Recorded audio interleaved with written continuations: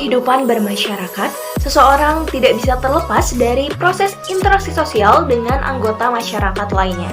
Syarat terjadinya interaksi sosial sendiri yakni adanya kontak sosial juga komunikasi sosial. Kontak sosial merupakan hubungan antar satu pihak dengan pihak yang lain. Kontak sosial dapat terjadi walau dua pihak hanya saling berhadapan ataupun bertatap muka. Manusia selalu membutuhkan orang lain dalam kehidupannya. Proses interaksi manusia dengan manusia lainnya inilah yang memerlukan kegiatan komunikasi. Menurut penelitian, 75% waktu manusia digunakan setiap harinya untuk berkomunikasi, baik itu berkomunikasi dengan orang lain maupun berkomunikasi dengan dirinya sendiri atau lebih dikenal dengan istilah self-talk. Penelitian yang lain lagi menyatakan bahwasanya manusia, terutama perempuan, harus mengeluarkan 20.000 kata setiap harinya untuk berkomunikasi atau sekedar mengeluarkan unek-unek atau permasalahan atau bahkan hal sepele yang dipikirkannya. Jika tidak, maka tekanan batin akan menghantuinya karena kemudian akan menjadi berbicara mengenai masalah komunikasi, maka komunikasi seperti apakah yang efektif sehingga masing-masing pihak yang melakukan komunikasi mampu menerima pesan juga mengirimkannya kembali dalam bentuk tanggapan atau respon. Perlu juga diperhatikan dengan siapa komunikasi dilakukan, apakah dengan orang dewasa ataukah dengan anak-anak. Komunikasi terdengar mudah dilakukan dan setiap orang menganggap bahwasanya mereka bisa melakukannya. Tetapi komunikasi yang seperti apakah yang dianggap sebagai komunikasi yang efektif? Nah, setiap aktivitas komunikasi sehari-hari biasanya tidak terstruktur, sehingga peran komunikator menjadi tumpang tindih. Hal itu berakibat pula pada makna dari komunikasi yang dilakukan. Komunikasi akan dapat berjalan dengan efektif manakala ada beberapa aturan atau kaidah yang harus diikuti. Nah, yaitu yang pertama, komunikator menghargai setiap individu, orang maupun kelompok yang dijadikan sasaran komunikasi.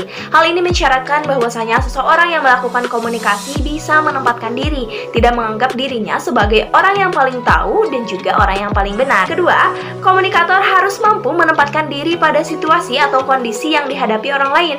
Setiap orang yang melakukan komunikasi harus mampu mendengar dan juga siap menerima masukan apapun dengan sikap yang positif.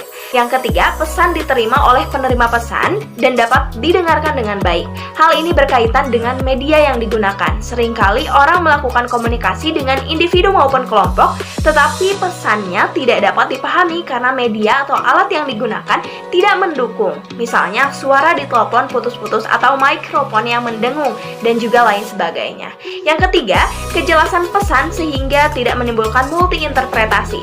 Hampir mirip efeknya dengan permasalahan media yang rusak.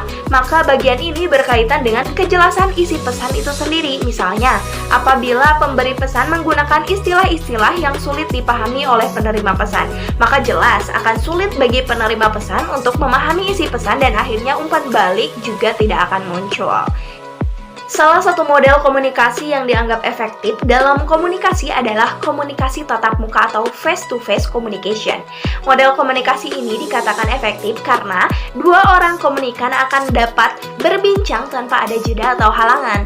Komunikasi berlangsung efektif bila penerima pesan memahami makna dan dapat mengekspresikan makna tersebut serta memberikan umpan balik kepada pengirim pesan. Sedangkan ketidakefektifan komunikasi terjadi ketika makna pesan tidak bisa difahami oleh penerima pesan sehingga tidak bisa memberikan umpan balik.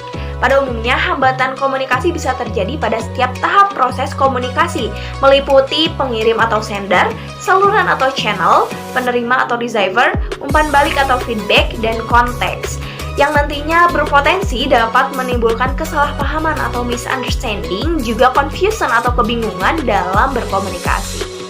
Pada akhirnya, komunikasi hanya akan berjalan dengan efektif ketika semua unsur dalam komunikasi berfungsi dan berjalan dengan baik. Sebenarnya, komunikasi itu tidak harus selalu berakhir dengan persetujuan, tetapi paling tidak muncul pemahaman dan pengertian mengenai apa yang disampaikan.